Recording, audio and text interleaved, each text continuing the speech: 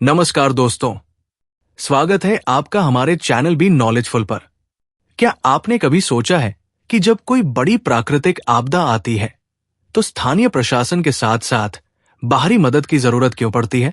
विश्व स्वास्थ्य संगठन WHO के अनुसार एक आपदा केवल तबाही नहीं, बल्कि एक ऐसी घटना है जो पूरे समाज के ढांचे को हिला देती है।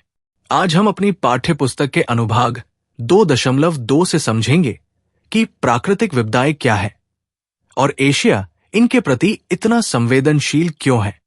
बने रहें अंत तक। अगर आप चैनल पर नए हैं तो पहले सब्सक्राइब जरूर करें। हम बात करेंगे उन प्राकृतिक आपदाओं के जिन्होंने न केवल हमारे पर्यावरण को बल्कि मानव जीवन और अर्थव्यवस्था को भी गहरा नुकसान पहुंचाया है।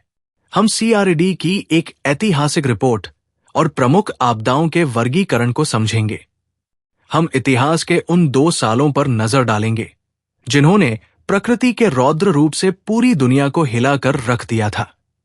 हम बात कर रहे हैं साल 2000 और 2001 की प्रमुख प्राकृतिक आपदाओं की। चलिए जानते हैं कि कैसे इन घटनाओं ने लाखों जिंदगियों और देशों की अर्थव्यवस्था को प्रभावित किया। WHO के अनुसार पर्यावरणीय विपदा एक ऐसी घटना है जो 4 बड़े स्तरों पर नुकसान पहुंचाती है। क्षति, डैमेज, भौतिक संपदा का विनाश; आर्थिक विघटन, इकोनॉमिक डिसरप्शन, व्यापार और रोजगार का रुक जाना; मानव जीवन की हानि, मौतों और चोटों का होना; स्वास्थ्य सेवाओं में बिगाड़, अस्पतालों और बुनियादी सेवाओं का चरमरा जाना। मुख्य बात, जब स्थिति इतनी बिगड़ जाए कि प्रभावित समुदाय को बाहर से असाधारण सहायता, एक्स्ट्रॉर्डिनरी असिस्टेंस की जरूरत पड़े, तभी उसे आधिकारिक तौर पर विपदा माना जाता है। प्राकृतिक आपदाएं पूरी दुनिया में आती है, लेकिन विकासशील देशों, डेवलपिंग कंट्रीज में इनका असर ज्यादा बुरा होता है। इसके 3 मुख्य कारण हैं। तैयारी की कमी, आपदा से निपटने के लिए पूर्व योजनाओं का अभाव; चेतावनी प्रणाली का अभाव, लोगों को समय पर अलर्ट न मिल पाना; सुविधाओं की कमी, आपदा के स्थान तक तुरंत पहुंचने के लिए संसाधनों की कमी। क्या आप जानते हैं कि पूरी दुनिया में एशिया प्राकृतिक विपदाओं के प्रति सबसे अधिक प्रोन है? आंकड़ों के अनुसार जहां यूरोप में एक आपदा आती है, वहीं एशिया में औसतन 15 बड़ी प्राकृतिक विपत्तियां देखी जाती है। CRD विश्व आपदा रिपोर्ट 1998 बताती है कि किसी भी आपदा में मरने वालों की संख्या 2 चीजों पर निर्भर करती है: तैयारी की मात्रा और जनसंख्या का घनत्व। विपत्ति की किस्म का प्रभाव अलग अलग होता है। उदाहरण के लिए, बाढ़ ये बहुत बड़ी आबादी को प्रभावित करती है, लेकिन इसमें मरने वालों की संख्या भूकंप की तुलना में कम होती है। भूकंप, इसमें मरने वालों की संख्या बहुत अधिक होती है, लेकिन इससे प्रभावित होने वाली कुल जनसंख्या अपेक्षाकृत कम होती है। नजर डालते हैं CRD विश्व आपदा रिपोर्ट 1998 के चौंकाने वाले आंकड़ों पर। दक्षिण एशिया प्राकृतिक आपदाओं के प्रति बहुत संवेदनशील रहा है। बांग्लादेश, यहां अनुमानित 44,000 मौतें हुई और 1.8 करोड़ से अधिक लोग प्रभावित हुए।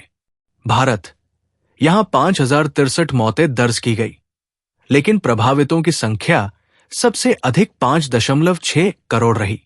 नेपाल, पाकिस्तान और श्रीलंका जैसे देशों में भी भारी नुकसान देखा गया। ये आंकड़े बताते हैं कि आपदा की तैयारी कितनी आवश्यक है। विपत्तियों को वैज्ञानिक रूप से 4 मुख्य शीर्षकों में विभाजित किया गया है। वायुमंडलीय, एटमॉस्फेरिक, इसमें ओलावृष्टि, बिजली गिरना, कोहरा और लू, गर्म लहरें जैसी घटनाएं आती हैं। जलीय, हाइड्रोलॉजिक, जैसे बाढ़, समुद्र तटीय लहरें और ग्लेशियरों का पिघलना। भूवैज्ञानिक, जियोलॉजिक, इसमें भूकंप, ज्वालामुखी और भूस्खलन शामिल है।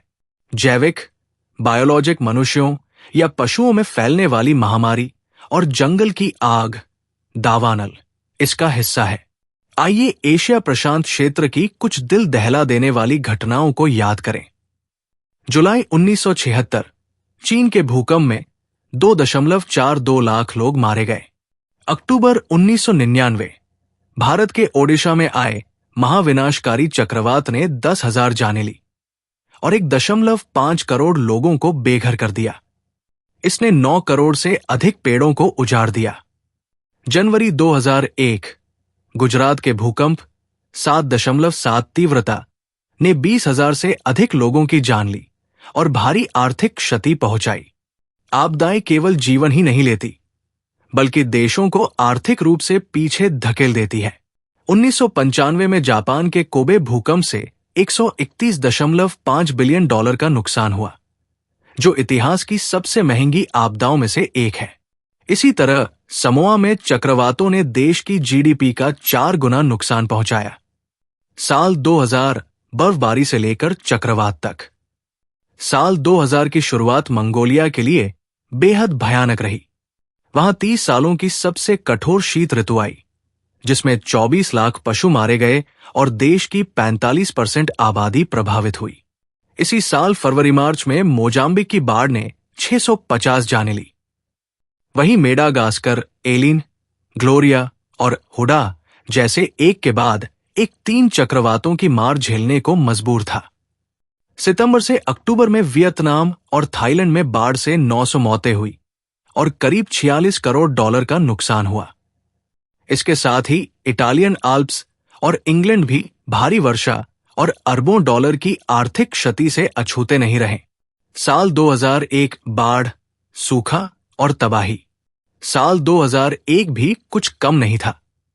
23 जुलाई को पाकिस्तान के इस्लामाबाद और रावलपिंडी में अचानक आई बाढ़ ने 132 लोगों की जान ले ली। वहीं वियतनाम में चक्रवातों और बाढ़ से 576 लोग मारे गए। बाढ़ के बीच दुनिया एक और बड़ी समस्या से जूझ रही थी, सूखा। मध्य और दक्षिण पश्चिमी एशिया में लगातार कई सालों के सूखे ने नवंबर 2001 तक लगभग 6 करोड़ लोगों के जीवन को संकट में डाल दिया। अंत में 10 नवंबर को अल्जीरिया की राजधानी में महीनों के सूखे के बाद ऐसी विनाशकारी बाढ़ आई, जिसने 751 लोगों की जान ली और 40,000 लोगों को बेघर कर दिया। ये आंकड़े हमें याद दिलाते हैं कि प्रकृति के सामने हम कितने छोटे हैं और पर्यावरण संरक्षण कितना जरूरी है। ये जानकारी रिलीफ वेब के आंकड़ों पर आधारित है। अंत में हम दक्षिण एशिया के 10 वर्षों के आंकड़ों को देखें तो पता चलता है कि यहां वार्षिक औसत जनहानि वैश्विक औसत से कहीं अधिक है। इसका मतलब है कि हमें अपनी तैयारी और बुनियादी ढांचे को और मजबूत करने की जरूरत है। इन घटनाओं से हमें आपदा प्रबंधन, डिजास्टर मैनेजमेंट की महत्ता का पता चलता है। अगले वीडियो में हम सीखेंगे कि इन आपदाओं के प्रभावों को कम कैसे किया जा सकता है। वीडियो को लाइक करें और ऐसे ही कंटेंट के लिए सब्सक्राइब करें। धन्यवाद।